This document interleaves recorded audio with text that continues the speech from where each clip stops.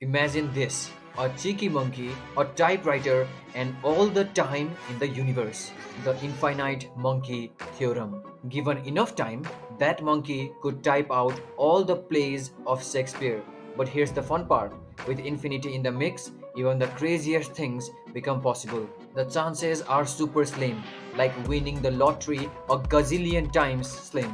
Think about it. If time were endless, that monkey could hit the Shakespeare jackpot over and over and over. It's not just a wild idea, it's a mind blowing ride through the magic of endless possibilities.